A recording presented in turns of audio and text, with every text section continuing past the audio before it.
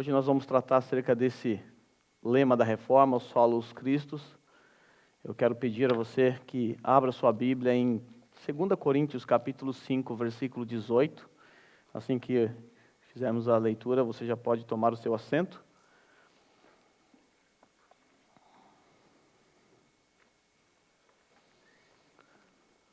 Segunda Coríntios capítulo 5, versículo 18 a 21. Não é fácil escolher um tema, um texto, para tratar acerca desse assunto. Nós estamos numa sequência de exposições temáticas e não é fácil encontrar um versículo ou um texto para tratar acerca desse assunto, porque a Bíblia toda é sobre Cristo. Ele é central, a cruz de Cristo é central. Eu escolhi esse texto porque é um texto que eu amo muito e é um texto que reflete a realidade de Lutero, a realidade acerca da justiça de Deus. Todos encontraram? Sim? Diz assim: tudo isso provém de Deus, que nos reconciliou consigo mesmo por meio de Cristo e nos deu o ministério da reconciliação. Ou seja, que Deus em Cristo estava reconciliando consigo o mundo, não levando em conta os pecados dos homens, e nos confiou a mensagem da reconciliação. Portanto, somos embaixadores de Cristo, como se Deus estivesse fazendo o seu apelo por nosso intermédio. Por amor a Cristo lhe suplicamos, reconciliem-se com Deus. Deus tornou pecado por nós aquele que não tinha pecado, para que nele nos tornássemos justiça de Deus. Pode se assentar e curva sua cabeça por um momento. Como eu disse anteriormente, hoje nós vamos tratar acerca dos solos Cristos, ou somente Cristo. Esse assunto é de extrema importância para os nossos dias, pois muitos cristãos vivem o cristianismo sem Cristo. Cristo crucificado é a única mensagem que realmente importa para nós. Se você é um cristão, Cristo crucificado é a mensagem que realmente importa para você. O apóstolo Paulo, quando ele esteve ali escrevendo a sua epístola aos Coríntios, a primeira, lá no capítulo 2, versículo 2, lembrando que Coríntios era uma região infestada por filósofos, debates, e o apóstolo Paulo escreveu assim: decidi nada saber entre vós, a não ser Jesus Cristo e este crucificado. O apóstolo Paulo, diante daquela discussão filosófica que havia ali em Corinto, diante dos debates, o apóstolo Paulo disse assim: olha, eu não me importo com nada disso. Eu decidi nada saber entre vocês, a não ser Jesus Cristo. E ele acrescenta: e este crucificado. Porque se fosse apenas Jesus Cristo e não houvesse a cruz, não haveria esperança para nós. Nós vamos aprender um pouco sobre a teologia da cruz. Porque a cruz, ela é central para o cristianismo. Se você remover a cruz, não há esperança para você. Por quê? Porque foi na cruz que Deus suportou a ira do Pai. Foi na cruz que o sangue do Cordeiro foi derramado por você. Foi na cruz que a sua redenção foi paga. Infelizmente, muitas igrejas evangélicas pregam um cristianismo sem a cruz de Cristo. Muitos cristãos pregam apenas moralismos, legalismos, experiências pessoais. Para muitas pessoas, Jesus Cristo é apenas um exemplo de uma boa moral. Não que ele não seja um exemplo de uma boa moral. Mas isso é secundário, a boa moral. O cristianismo, ele não trata a moral do indivíduo, ele trata a sua essência, a sua raiz. A cruz, quando ela entra na vida de um indivíduo, ela transforma a sua moral. Mas para alguns, Cristo é apenas um bom exemplo a ser seguido. Se esquecem que Jesus Cristo morreu na cruz para perdoar os pecados de tais pessoas. Nós enfrentamos um problema terrível. Nós somos pecadores e estamos diante de um Deus justo, santo e justo. E aqui que a cruz passa a fazer sentido para nós. Quando nós entendemos a nossa situação e entendemos quem Deus é, você passa então a valorizar a cruz. Calvino dizia que a suma de toda a sabedoria consiste em você saber quem você é e saber quem Deus é. É você ter o conhecimento correto acerca de você e o conhecimento correto acerca de Deus.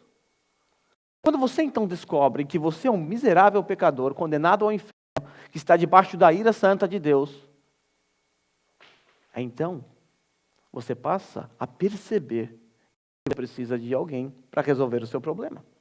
Porque você descobre que você não pode fazer nada para reverter a sua condição. Aí então, Cristo passa a ser de fundamental importância para você. Você passa a valorizar Cristo. Porque é Ele quem vai resolver o seu problema. E aí você descobre então, que você é pecador, por um lado, e que Cristo, que Deus, a Santíssima Trindade, é santa, perfeita e justa. Isso coloca eu e você na contramão de Deus. Isso nos distancia ainda mais de Deus. E então nós passamos a desejar o Cristo da cruz. O Cristo crucificado. Como um teólogo disse no passado, antes de Deus falar haja luz, ele disse haja cruz. A cruz faz parte do propósito eterno de Deus. Antes de criar o mundo, a cruz já fazia parte dos desígnios de Deus. Nós devemos fugir de um cristianismo sem Cristo. Tem um livro do Michael Horton chamado Cristianismo Sem Cristo. E nesse livro, quando eu li, eu encontrei uma propaganda de uma igreja nos Estados Unidos. Uma igreja bem pragmática. Eu quero compartilhar com vocês essa propaganda. Diz assim esse panfleto: Oi, vizinho! Finalmente uma nova igreja para aqueles que desistiram de ir à igreja. Sejamos francos, muitas pessoas não são ativas nas igrejas nesses dias. Por quê? Muitas vezes os sermões são chatos e não tem nada a ver com o dia a dia. Várias igrejas parecem mais estar interessadas em sua carteira do que em você. Os membros não são gentis para com os visitantes. Você talvez tenha dúvidas sobre o tipo de cuidado do berçário para os seus pequenos. Você acha que ir à igreja deveria ser agradável? Quase que organizações tabajaras, né? Bem, nós temos boas novas para você. Uau, essa é uma igreja que tem boas novas. O que é o Evangelho, meus irmãos? As boas novas. É uma igreja bíblica, ela está prometendo boas novas. Não é? Bom, a Valley Church é uma nova igreja projetada para atender às suas necessidades. Essa igreja aqui foi projetada por Deus para atender às nossas necessidades. Isso é verdade. Quais são as nossas necessidades? Um Redentor. A nossa necessidade é a necessidade de um Redentor. É isso que nós necessitamos. Nós necessitamos do Redentor da cruz. Mas veja que são as necessidades nessa igreja. Na Valley Church você vai fazer novos amigos e conhecer seus vizinhos. Apreciar música emocionante com um sabor contemporâneo. Quase que eu falei sabor de mel, mas é com sabor contemporâneo. Ouvir mensagens positivas e práticas que vão elevá-los a cada semana. Essa parte eu não entendi.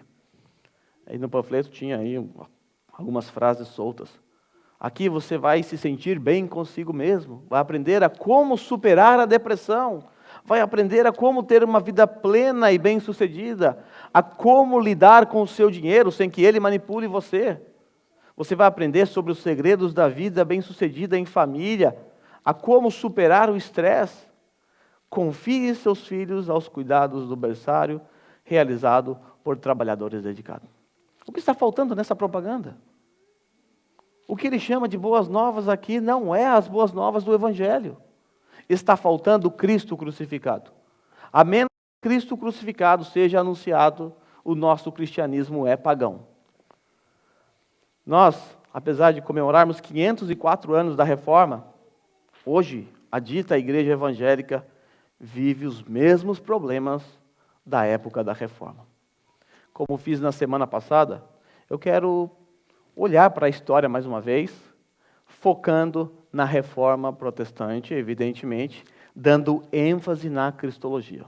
Vamos fazer aqui um voo panorâmico aqui sobre a história da igreja nos dias e olhar para o contexto gestacional do Solus Christus.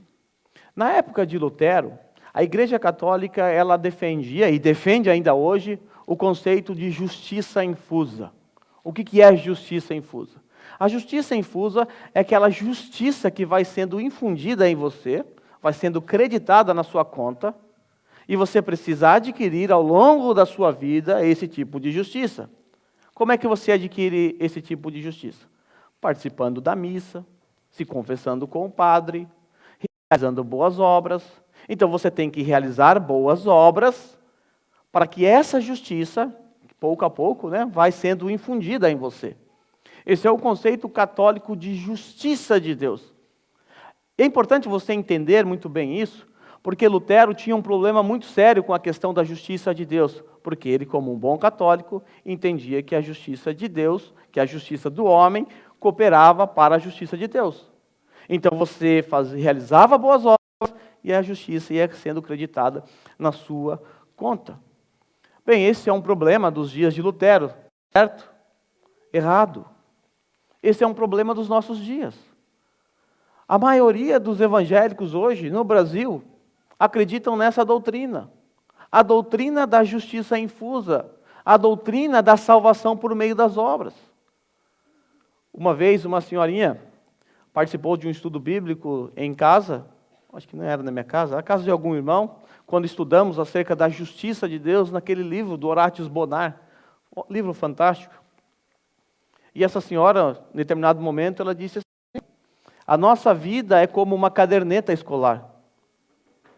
Nós precisamos ter boas notas, adquirir boas notas, para no final da nossa vida entregar essa caderneta para Deus. Aí Deus vai olhar as suas notas, ó servo bom e fiel, no gozo do teu Senhor. Ou Deus vai olhar as suas notas e vai falar: sinto muito, não vai passar de ano, vai para o inferno.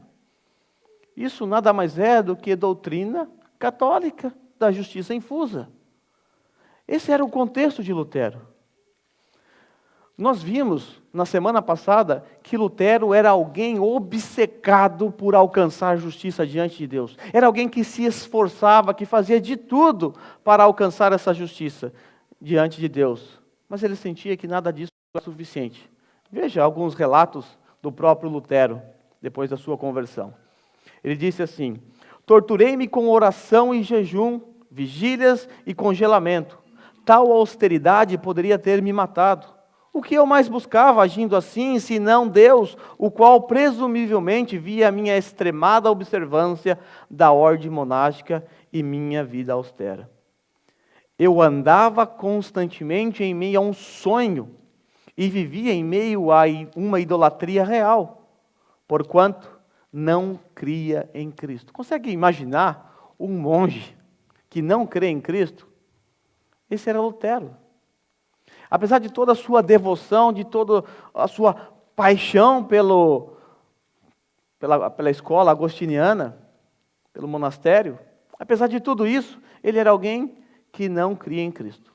Por que ele não cria em Cristo? Por causa da visão que ele tinha acerca de Deus. O levava a não crer em Cristo.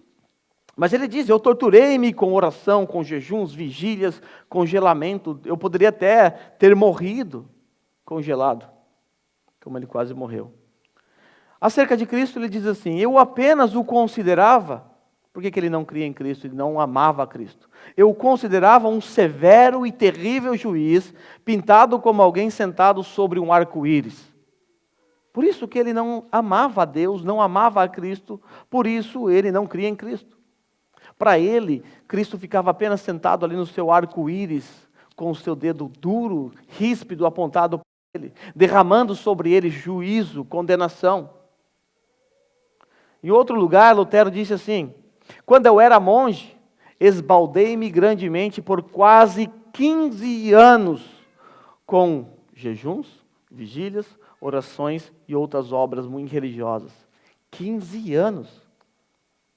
Sinceramente, eu cria que assim, a justiça infusa aí, adquirir a justiça por meus próprios esforços.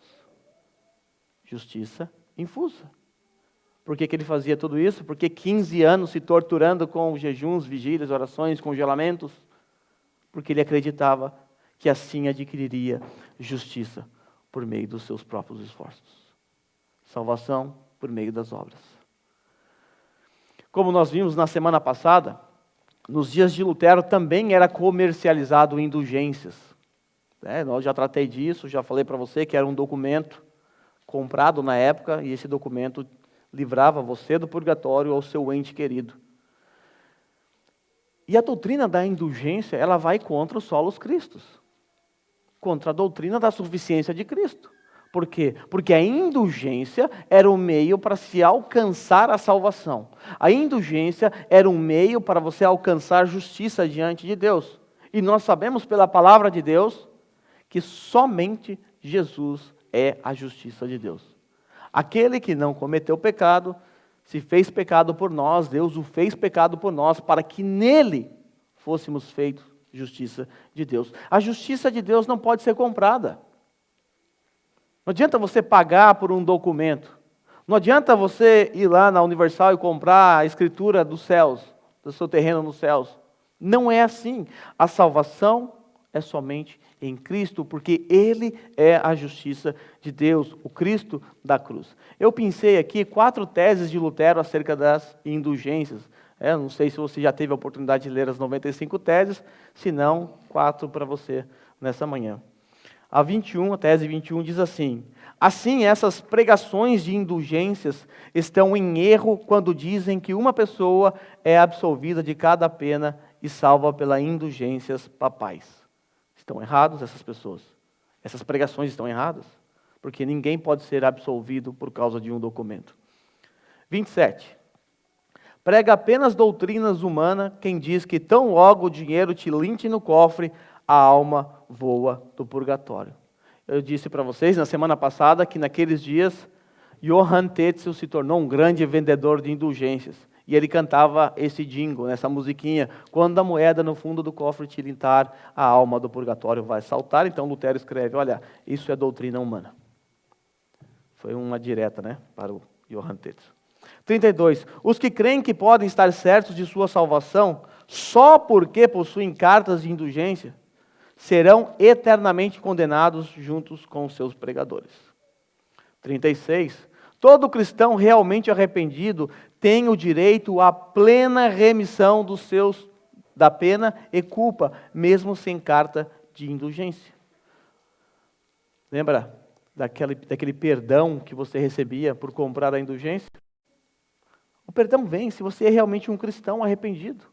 Você tem o direito à plena remissão da pena e culpa, mesmo sem nenhuma carta de indulgência. Esse era o contexto da época de Lutero, contexto esse que afrontava a suficiência de Cristo.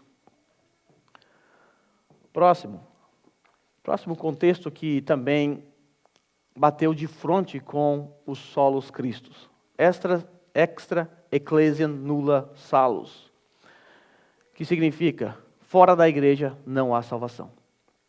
No Concílio de Florença, em 1442, da religião católica. Agora, consegue pensar como isso era aterrorizante para Lutero nos seus dias? Porque se fosse nos dias de hoje, teria várias opções, não é verdade? Bom, tem a igreja evangélica, tem igrejas de vários tipos aí, espalhados pelo mundo. Talvez Lutero tivesse alguma opção, mas naqueles dias só existia essa igreja. E todos que se levantassem contra essa igreja eram mortos. E agora Lutero estava lá diante da dieta de Worms, prestes a ser excomungado, expulso da única igreja que, entre aspas, salvavam as pessoas. Consegue perceber o dilema na mente de Lutero? Por que ele teve essa coragem e ousadia de, naquela dieta, dizer: a menos que eu seja convencido pelas Sagradas Escrituras, eu não posso e não vou me retratar? Porque ele entendeu a suficiência em Cristo, ele entendeu a justiça de Cristo. Por isso ele foi ousado e corajoso, porque ele entendeu que o que importava, na verdade, era o Cristo crucificado, não as suas boas obras. Mas esse era o contexto dos dias de Lutero. Nos dias de Lutero também havia uma pluralidade de mediadores. Há ainda hoje essa pluralidade de mediadores na Igreja Católica. Basta você olhar a lista, de todos os santos da Igreja Católica, você vai ver que há uma média de 4 a 5 santos por dia, se você separar no ano aí. Então, é muito santo, tem santo para tudo, santo padroeiro de alguma coisa aqui, dos casamenteiros e tal, tem santos para tudo. Naqueles dias também era assim. Inclusive, a história de como Lutero se tornou um monge mostra isso. Lutero, em 1505, ele foi para Mansfield, casa dos seus pais, para descansar. Enquanto Lutero caminhava em campo aberto, uma terrível tempestade, os céus se fecharam, o inferno diante dele, ali, o mundo caiu, o céu caiu diante dele, ele falou que é o inferno às suas vistas, Lutero disse. De repente, um raio cai bem perto de Lutero, e ele começa a ficar com muito medo disso, ele viu a morte de perto, ele diz que viu o inferno diante dos seus olhos naquele momento. Sabe o que Lutero fez? Ele se prostrou em terra e gritou: Santa Ana, salva-me e me tornarei um monge. Santa Ana, padroeira da família de Lutero. Era padroeira. Então já havia naquela época esse conceito de pluralidade de mediadores. Lutero, quando ele entendeu os solos Cristos, ele entendeu que somente Cristo é o caminho. Que eu não preciso de outros meios, que eu não preciso de outros mediadores, somente Cristo. Nós não precisamos mais de um sacerdote humano, nós não precisamos mais de um padre, nós não precisamos de nada disso, nós temos livre acesso a Deus Pai por Cristo Jesus, ou Cristo. Quando eu era pequeno, quando eu era jovem, lá em Taubaté, um adesivo no carro que dizia: pede à mãe que o filho entende. Isso é um absurdo. Onde é que você encontra isso na palavra de Deus? Peça à mãe que o filho atende. No passado, a Rede Globo lançou uma série, chamada Alto da Compadecida. Bem engraçado. Mas se você assistiu ou leu também aquele livro, você vai perceber essa ideia aqui presente no fim do filme. Porque quando, acho que o Chicó, não sei se é o Chicó, João Grilo, estava lá no julgamento final, prestes a ser condenado, a sentença já havia sido dada pelo filho, e o capeta estava lá esfregando as mãos, porque vai ganhar mais uma alma. Aí de repente aparece a Maria e entra, e salva o Chicó.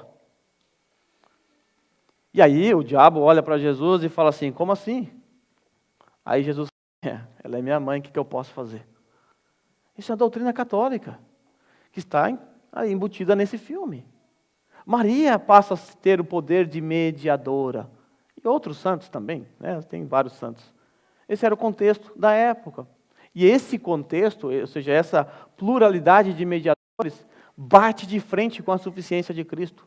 Nós não precisamos de outros mediadores. Somente Cristo, o Cristo da cruz, é o perfeito mediador entre Deus e os homens. Então nós vimos o contexto histórico. Havia a ideia de justiça infusa, a venda de indulgência, a salvação somente pela Igreja Católica e a pluralidade de mediadores. Mas a grande questão na mente de Lutero naqueles dias mas como o homem pode ser salvo? Como é que o homem pode ser salvo? E essa é a grande questão para a raça humana. Como podemos ser salvos?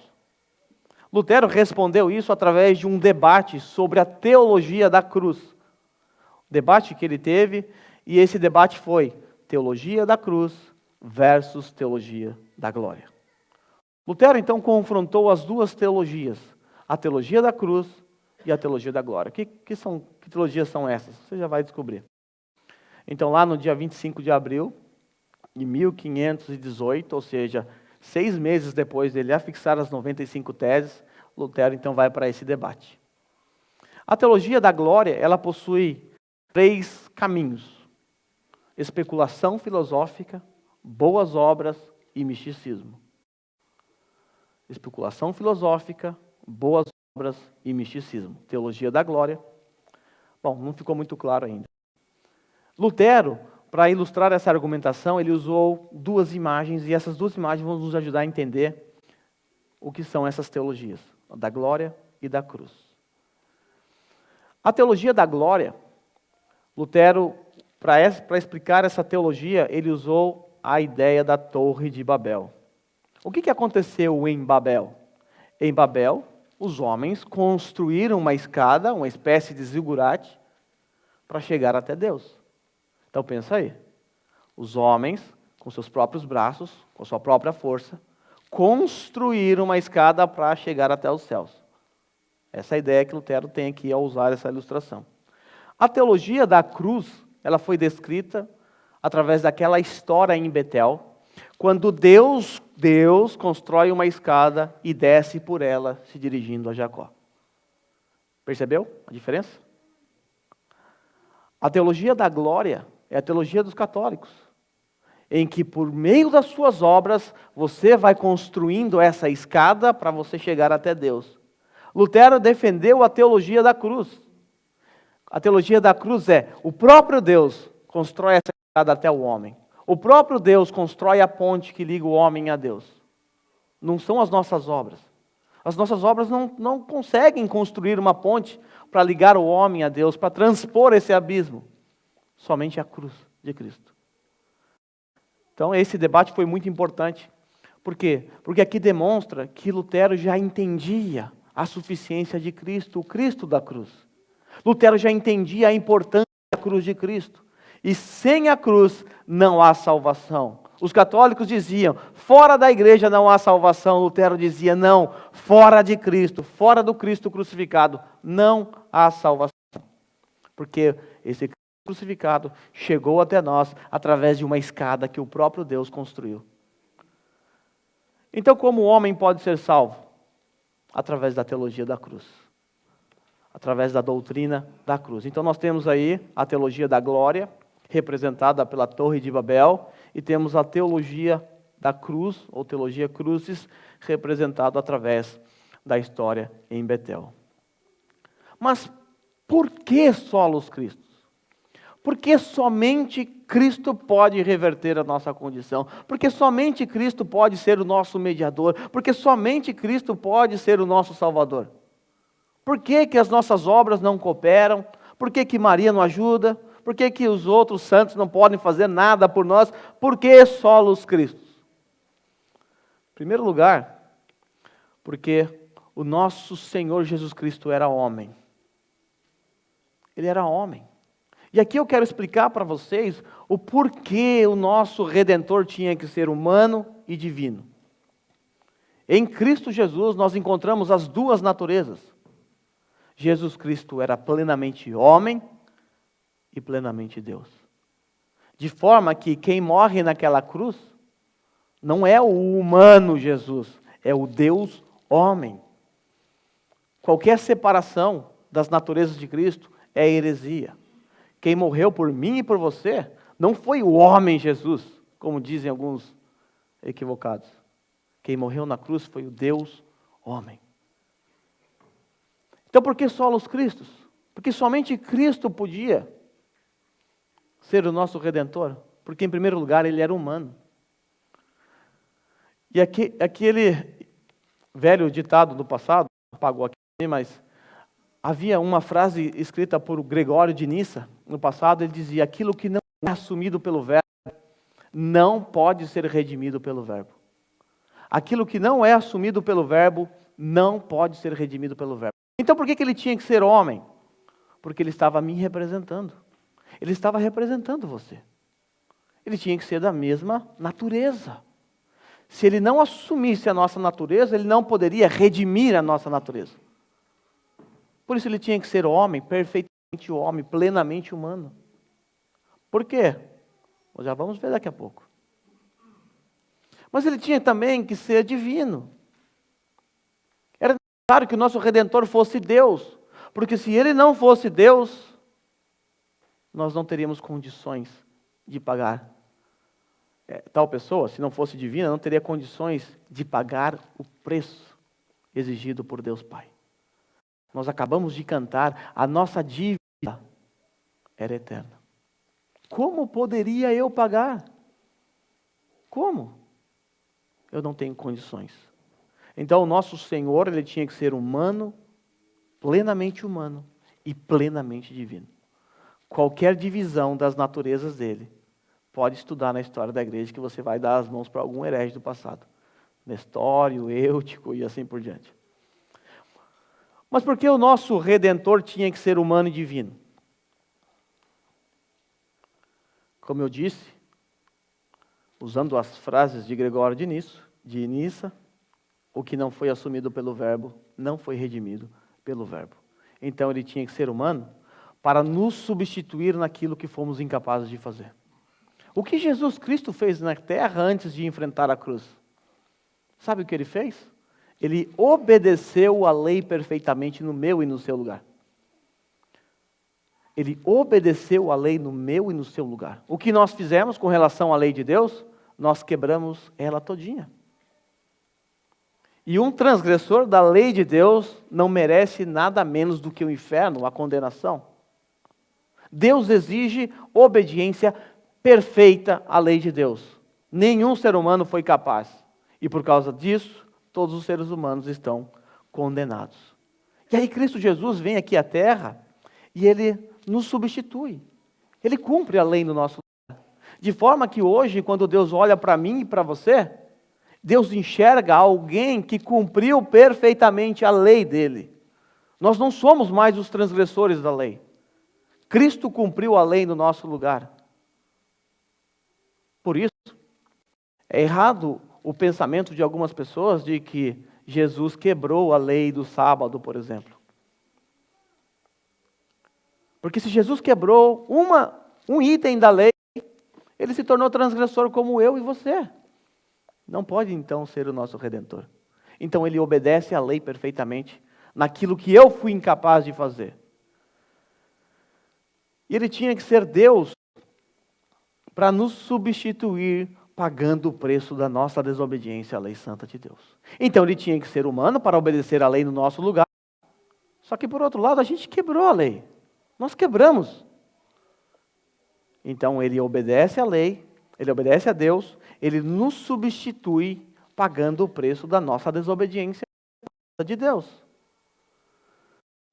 Deixa eu dar um exemplo para vocês que eu uso aqui, já usei aqui 2 vezes, mas a maioria não estava. Deixa eu dar um exemplo para vocês. Por que Jesus tinha que ser divino? Por que ele tinha que ser Deus, perfeitamente Deus? Sabe por quê? Porque a nossa ofensa foi contra um Deus santo, perfeito e justo. E o valor da nossa dívida é medida de acordo com o valor daquilo que ofendemos, ou de acordo com o valor de quem nós ofendemos. O valor da dívida é medido, calculado, de acordo com o valor do que nós ofendemos, ou de quem nós ofendemos. Esse exemplo, nosso irmão Felipe, o Candião que anda bem devagar, né? Estava andando com o seu carro ali, sua Noah Vox, estava andando com a sua Vox, ele estava andando devagar, 120 km por hora, e de repente passa num cruzamento um Fiat 147, acho que a maioria nem sabe mais que carro é esse, só os mais velhos aí. Um Fiat 147 nesse estado. Esse carro, sem ferrugem, já não era bom, né? Nessas condições, então. E aí o Candião está errado, vai ter que pagar. Quanto custa um carro desse? Bom, 5.000 ienes está mais do que pago. Não vale nem isso. O Candião, então, ok, essa é a minha dívida? Está aqui, 5, está pago. Pagou a dívida. Não deve mais nada para ninguém. Agora vamos pensar numa outra história. O Candião está dirigindo o mesmo carro, na mesma velocidade, e passa na frente dele um Enzo Ferrari. E ele, perda total. O Candião tem que pagar. Tenho a menor ideia quanto custa um Enzo Ferrari. Mas eu tenho certeza que ele não tem esse dinheiro no bolso para pagar nem no banco. Tem? Se tiver, divide, tá? Não tem. Ele não vai ter condições de pagar. Agora, perceba, é a mesma força, é o mesmo impacto, ele estava com o mesmo carro, por que o valor é diferente? Porque o valor da nossa ofensa é medido, é calculado de acordo com o que nós ofendemos. E aqui eu quero trazer isso para Deus. A nossa dívida não foi contra um homem perfeito. A nossa ofensa não foi contra um anjo. A nossa ofensa contra um Deus santo, perfeito, justo. Esse é o valor da nossa dívida. E nenhum anjo pode pagar essa dívida por nós. Nenhum ser humano pode pagar essa dívida no nosso lugar. Nem Abraão, nem Moisés, nem ninguém, absolutamente ninguém. Porque o valor da nossa dívida é santo, justo, eterno. Essa é a moeda. Esse é o valor. Alguém aqui tem condições de pagar isso? Se você somar todos os anjos e mandar todos os anjos morrer na cruz, não paga. Porque nenhum anjo se compara a Deus. Por isso nós cantamos, a nossa dívida é eterna. Como poderia eu pagar? Somente Deus poderia pagar pelo preço dos nossos pecados. O valor da nossa dívida é o mesmo valor de Deus. Então só Deus pode pagar. Por isso que ele tinha que ser divino. Para pagar a nossa dívida. Lembra daquela senhora que eu contei a historinha no começo? Que foi lá no estudo e apresentou a ilustração da caderneta. Eu quero apresentar a vocês, com base nisso, a doutrina da tripla imputação. Tripla imputação. Posta aquela senhora que defendeu a doutrina de justiça infusa na história. Ela disse que nós temos que chegar no fim do ano e entregar a caderneta a Deus com boas notas para sermos aprovados. Vocês devem se lembrar disso. É? Ok. Com base nisso, eu quero que você reflita comigo sobre essa doutrina importante, fundamental, que vai te ajudar a entender como funciona a justiça de Deus. A primeira imputação que ocorreu em nós foi a imputação dos pecados ou da culpa de Adão. A culpa de Adão foi imputada em nós. Isso significa dizer que na nossa caderneta, as notas de Adão foram colocadas nelas, nas nossas cadernetas. E quais são as notas de Adão? Adão foi reprovado. Tudo zero. Se você chegar no fim da sua vida, como essa senhora propôs, e entregar essa caderneta ali, Deus vai olhar. Sinto muito. Reprovado. Que as notas de Adão foram imputadas na nossa caderneta. A culpa de Adão, a condenação de Adão foram imputadas em nós. Aí existe a segunda imputação. Essa é a primeira. A segunda imputação é que as nossas notas foram imputadas na caderneta de Cristo. Ou seja, as nossas notas vermelhas, as notas de Adão que estavam nas nossas cadernetas, foram retiradas dali e colocadas na caderneta de Cristo. Ele se fez pecado por nós, ou seja, foi tratado como um pecador naquela cruz. Aquele que não cometeu pecado, foi feito um pecador por nós naquela cruz. Perfeito, santo, justo, sem pecado, mas foi tratado como um pecador. Ou seja, Deus olhou as nossas notas e reprovou a Cristo ali, vamos assim dizer. Deu nota vermelha para ele. Ele tomou as nossas notas. E aí a nossa caderneta ficou bonitinha, né? Em branco, sem nota nenhuma. Já aliviou. Só que uma caderneta sem notas não é suficiente para você passar de ano. Você pode ter todas as notas vermelhas o ano todo. Você vai ser reprovado. Assim como se você não aparecer nenhum dia na escola, não fizer nenhuma prova, e a sua caderneta ficar limpinha, novinha, você também vai ser reprovado. O que é preciso? Notas. E aí ocorre a terceira imputação. As notas de Cristo foram imputadas nas nossas cadernetas.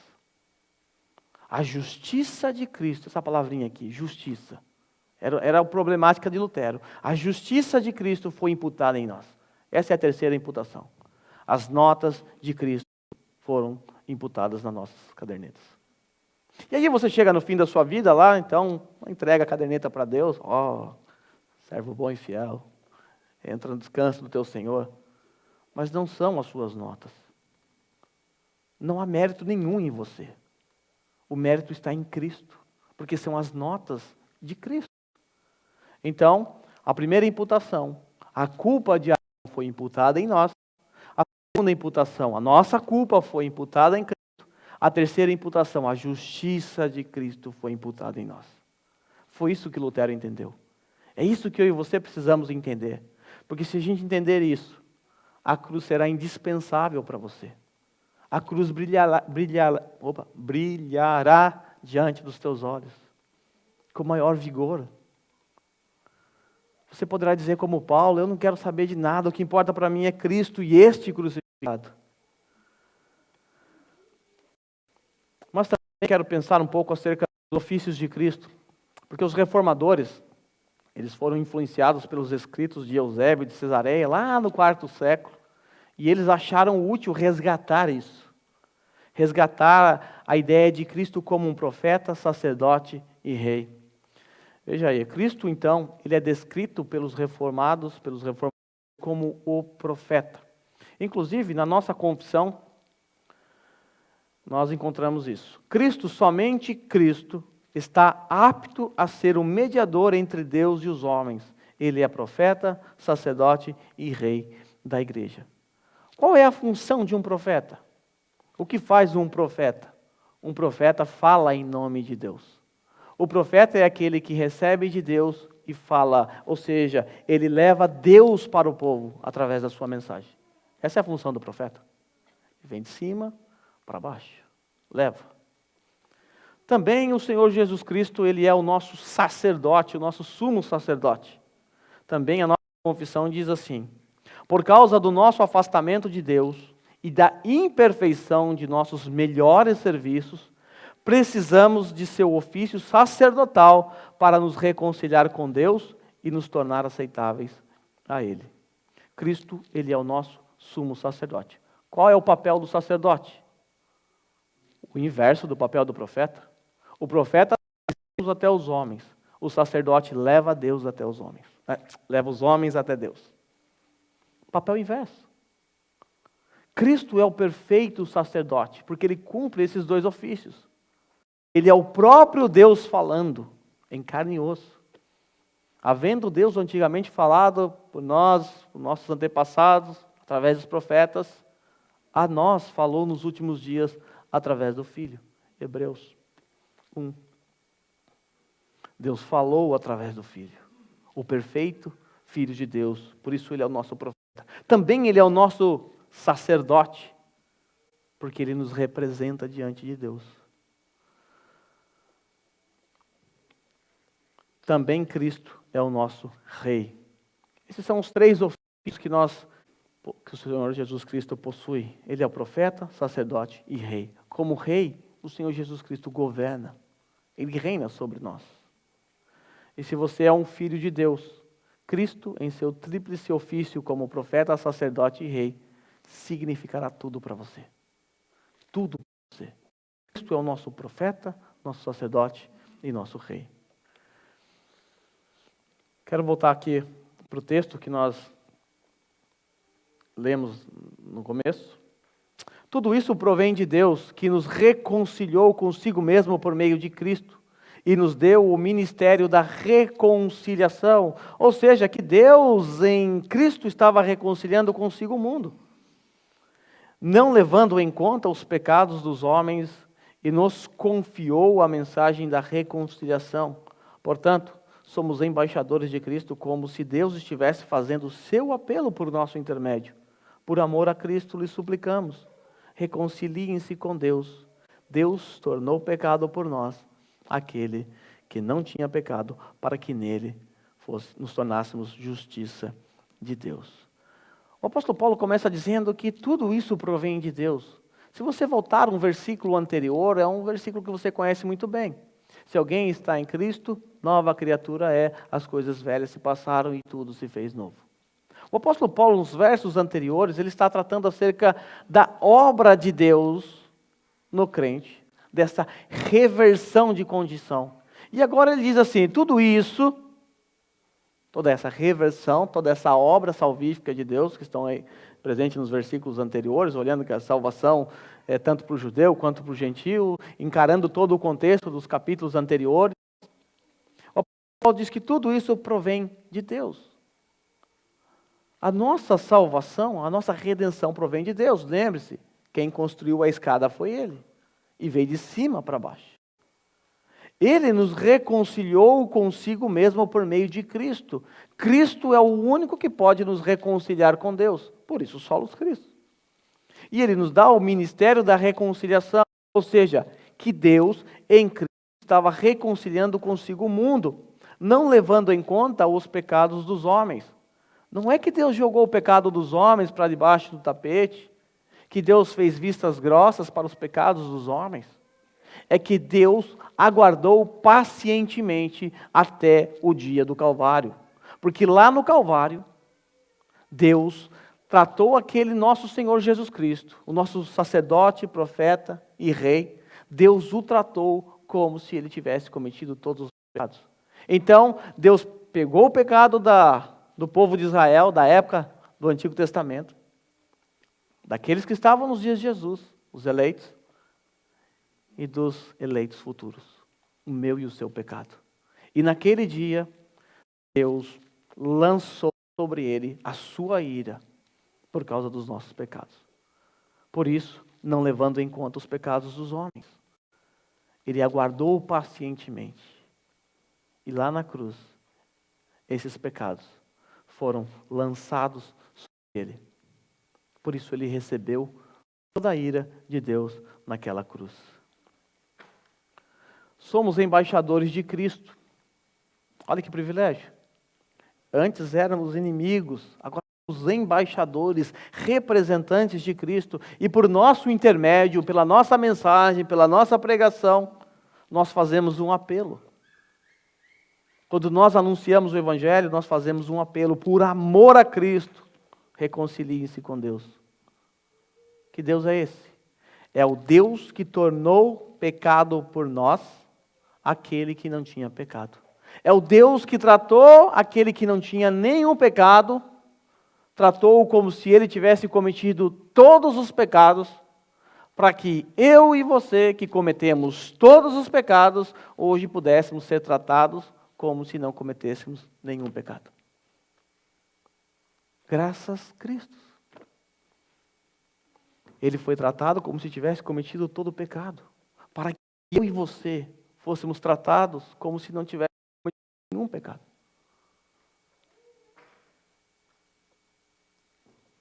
Talvez você está pensando aí, eu não sou tão pecador assim, sou tão ruim assim, eu não sou um transgressor da lei, acho que você está exagerando. De acordo com a Bíblia, você quebrou toda a lei de Deus. Tiago diz que se você tropeçar em um item da lei, você é responsável por quebrar toda a lei. Qual foi o pecado de Adão no Jardim do Éden? Da ótica, assim, do que ele fez, ele não matou ninguém, não roubou ninguém, ele apenas comeu um fruto. Ele apenas, entre aspas, apenas, né? Desobedeceu, parece uma coisa tão pouca, né? Poxa, ele não matou ninguém. Mas se você quebrar um item da lei, você é responsável por quebrar toda a lei. Lá no jardim, Deus havia dado uma ordem a Adão. Você não pode comer desse fruto. E ele desobedeceu, arrastou a raça humana. Por isso, você, da ótica de Deus, somos pessoas que quebram a lei de Deus completamente. Quebramos toda a lei de Deus. Então ele foi tratado como um pecador naquela cruz, sem ser, para que eu, que sou um terrível pecador, agora tratado com benevolência diante de Deus. Mas por que Deus me trata assim com benevolência? Por que Deus perdoa os meus pecados? Por que Ele me chama de filho? Ah, só porque Ele é bom, só porque Ele é amoroso. Errado. Porque se assim Ele fizesse, Ele seria um Deus injusto. Porque o que Ele ia fazer com os meus pecados? Se Deus não levasse em conta os meus pecados, tudo bem, fica tranquilo, fingi que nem vi. Sou amoroso, vem aqui. Deus é amoroso, sim. Mas Deus não pode ser injusto. Porque se Deus deixasse os nossos pecados impunes e apenas nos salvasse dessa mesma forma, nessas mesmas condições, Ele seria injusto. Aí sim haveria injustiça. Mas Deus, que é justo e que prometeu que se Adão comesse da árvore, ele morreria, e a gente sabe que essa morte é tanto física, eterna, espiritual. Se Deus não aplicasse a pena da morte, a pena do pecado nos seres humanos, Deus seria mentiroso. Deus seria alguém que quebraria sua própria lei, suas próprias regras, e seria injusto. Eu sempre gosto de trazer essa realidade para um contexto de tribunal. Se você chega diante de um juiz que você reputa por justo, um juiz muito bom, o mais justo do mundo, e está diante dele um criminoso, alguém que estrupou um monte de mulheres, matou um monte de crianças, e aí você está lá assistindo a cena, assistindo o julgamento. Ele matou um dos seus filhos, estrupou uma filha sua, e você está ali, esperando a sentença do justo juiz. E se o justo juiz simplesmente dissesse à plateia: olha, eu sei que ele fez tudo isso, eu sei que ele é culpado, mas uma coisa que vocês não sabem sobre mim é que eu sou amoroso. Eu tenho a qualidade de amar as pessoas e assim, eu não vou condená-lo. Ele está perdoado com base no meu amor. Você gritaria por justiça. Você chamaria esse juiz de injusto, porque a pena não foi aplicada. Ele não foi condenado. Agora, transporte isso para Deus. Imagine se Deus perdoasse os seus pecados simplesmente porque Ele é amoroso. Imagine. Então, para que Deus fosse o justo e justificador, Ele precisaria tanto nos amar, porque Deus prova o seu amor para conosco pelo fato de Cristo Jesus ter morrido por nós quando ainda éramos pecadores. É sim amor. E a maior prova de amor é essa. Ninguém tem maior amor do que esse, de que dar a vida para os seus amigos. É prova de amor, sim. Mas também é preciso que a justiça de Deus seja feita. Que o preço do pecado seja pago. E o preço do pecado era suportar a ira de Deus naquela cruz. O que Jesus enfrentou naquela cruz, no meu e no seu lugar, não foram os cravos dos romanos, as chibatadas, a coroa de espinho. O que Jesus recebeu naquela cruz foi toda a ira de Deus. Cristo naquela cruz foi tratado como um pecador, como se tivesse cometido todos os pecados. O que Deus estava fazendo ali? Justiça. Justiça. Por isso nós podemos agora olhar para Deus e dizer: Tu és amoroso, também justo. E obrigado pelo teu amor, e obrigado pela tua justiça, porque essas coisas são inseparáveis. O amor de Deus o levou a aplicar a sua justiça. O amor pelo seu próprio nome, o amor pela sua glória, e também, por que não, o amor por nós. Então, Deus tornou pecado por nós, aquele que não tinha pecado, para que nele nos tornássemos justiça de Deus. Em Romanos 3, versículo 21 e 26, o apóstolo Paulo diz assim: Mas agora se manifestou uma justiça que provém de Deus. Imagine Lutero lendo isso. Uma justiça independente da lei, da qual testemunham a lei e os profetas. Justiça de Deus mediante a fé em Jesus Cristo para todos os que creem. Não há distinção, pois todos pecaram e estão destituídos da glória de Deus, sendo justificados gratuitamente por sua graça, por meio da redenção que há em Cristo Jesus. Deus o ofereceu como sacrifício para a propiciação mediante a fé pelo seu sangue, demonstrando a sua justiça. Em sua tolerância, havia deixado impunes os pecados anteriormente cometidos, mas no presente demonstrou a sua justiça, a fim de ser justo e justificador daquele que tem fé em Jesus Cristo. Conseguiu entender aqui o conceito de justiça? É uma justiça independente da lei, é uma justiça independente das obras, é uma justiça pela fé, é uma justiça por Cristo. Essa justiça só foi disponível ou disponibilizada para nós. Por quê? Porque Deus o ofereceu para a propiciação mediante a fé, pelo seu sangue.